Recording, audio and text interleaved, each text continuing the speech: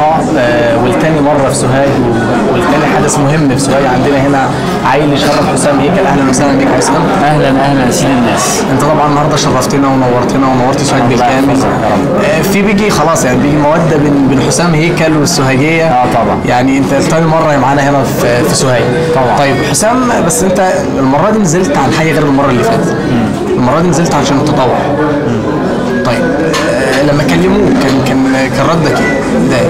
بص، محمد سيد ده شخص انسان اساسا انا بحترمه جدا وبحبه، لانه من القلائل اللي لما بييجوا ينظموا حاجه بحس انهم فعلا عايزين خير للناس، ما يبقاش يعني ترند عشان يبقى عدد وخلاص. فهو اول ما كلمني، وسوهاج بالذات ليها معزه عندي، لان ربنا لما جيت المره اللي فاتت كان فاتح عليا جدا.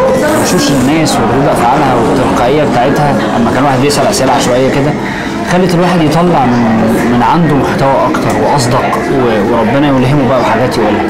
فاول ما قال لي، رغم ان انا في فتره موقف فيها ايفنتس خالص عشان لظروف شغلي وسفري وكده، مش عارف يعني الموضوع ما خدش معايا تفكير خالص، يعني كنت مسحول في اختيار التاريخ بس، لكن المبدا كان موجود يعني على طول لحد ما اتفقنا وجيت. كان النهارده في الايفنت انت بتتكلم، فانت بتقول انا يمكن سوهاج دي اكتر مكان انا بستريح فيه في الكلام، طبعا بتكلم بتلقائيه وعفويه طبعا. اصل بص، يعني جزء كبير قوي من نجاح السبيكر ان الناس اللي قاعده قدامه تبقى مساعداه ان هو يطلع اللي عنده. فالف به ايه؟ انصات. لكن هنا الموضوع مش انصات بس، هنا انصات والانبوتس بتاعت الناس لما تيجي يعني تتكلم معايا او تقول لي حاجه، بحس بصدق الرغبه بتاعت ان هم عايزين يتغيروا فعلا، عايزين يعملوا حاجه فعلا. فالواحد بيحس بفايبس كده عموما في القاعه مع الناس عظيمه جدا يعني. طيب الايفنت بتاع المره اللي فاتت والايفنت المره دي بالنسبه لحسام هيكل، الفرق يعني؟ لا انا شايف طبعا الروح هي ودي حاجه انا مبسوط بيها جدا. طبعا التنظيم المره دي يعني اوسع واكبر كتير، وفي تعاونات وشراكات. الحضور كان اكبر بكتير طبعا، والحضور برضو. لا التنظيم المره دي كان افضل بكتير طبعا.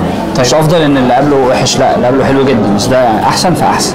بالظبط، اللي هو يعني فريق التنظيم كل ما له بيتطور. بالظبط كده. طيب الحضور بالنسبه لحسام هيكل بيفرق معاه؟ عدد؟ لا انا احط قدامي 5 زي 50,000. هي مش فارق معايا خالص.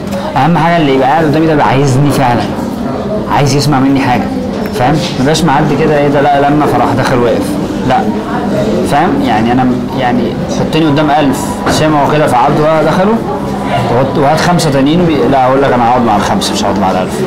ال5 دول عايزيني فهيدوني اتنشن، فاهم؟ هيركزوا معايا. طيب كتاب حسام هيكل اللي هو كان في معرض الكتاب الوصيه اللي هو اخر مره، كان بيتكلم عن ايه؟ يعني انت استوحيته من ايه؟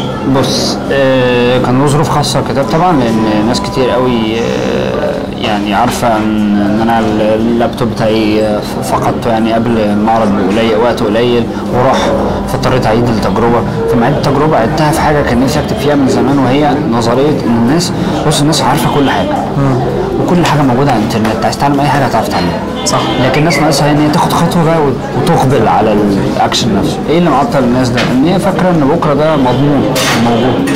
فالوصيه انا بدخله كده في حاله معينه، بديله قلمين بفوقه ان بكره خلاص احنا احتمال نموت، هتعمل ايه النهارده؟ في تجارب حقيقيه؟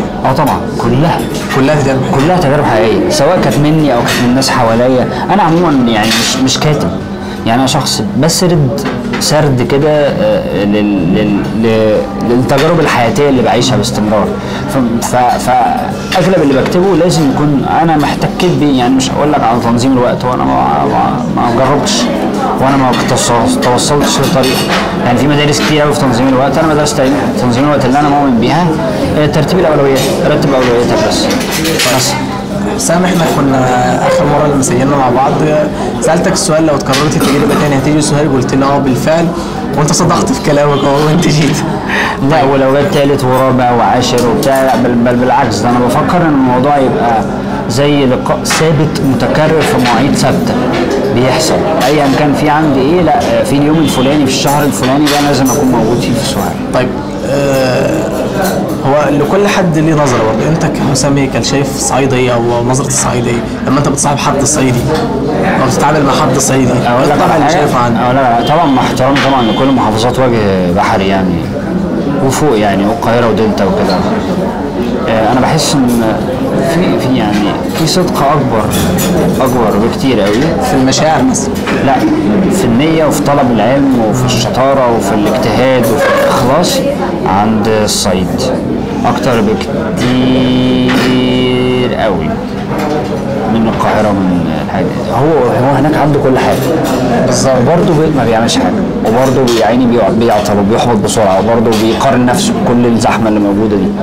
لكن هنا اديني بس أي حاجة وأنا هجري. وشفت والله شفت ناس كتير قوي يعني الصعيد هنا خدوا مني استشارتين عملوا بيهم حاجات كتير قوي غير اللي بقعد معاه 3-4 ساعات فاهم كل يوم ده فاهم مثلا يعني حواليا. فلا بحس ان الصعيد يعني في فرصه اصلاح اكبر بكتير قوي من وجه بحري يعني ودلتا. طيب في النهايه كلمه منك لمايندكس اللي هي السبب انها خلتنا نشوفك تاني ونعمل معاك لقاء تاني. مايندكس عايز اقول لهم تعالوا ندرس مع بعض ازاي هنثبت الفعاليه دي، ما تبقاش حاجه كده لما يبقى في جدول فاضي. تعالوا ندرس مع بعض ده، تعالوا نعمل مع بعض بروجكت ثابت للصعيد احنا مع بعض وبشكل رسمي، تعاون رسمي باجريمنت كده متظبط وكل حاجه، لاني عايز اعمل من خلال ناس صادقه زيهم كده، عايز اعمل حاجات كتير قوي في الصعيد مش عارف اعملها ومش لاقي حد يساعدني في ان انا اعملها. طيب اخر حاجه، لو حسام هيكل هيوجه رساله للناس اللي كانت حاضره النهارده، رسالته تكون لهم ايه؟ كفايه بقى نضيع وقتنا على حاجات لا بتنفعنا وناس بتضرنا. بالظبط. يلا بقى نستثمر وقتنا في نفسنا. فعايز اقول للناس خليك في حالك واعمل لنفسك كتير. شكرا ليك حسام وشرفتنا ونورتنا ودايما شرفنا. ويبارك في عمرك ويثبتك دايما كده بالوعي الجميل اللي انت فيه ده. الله يخليك.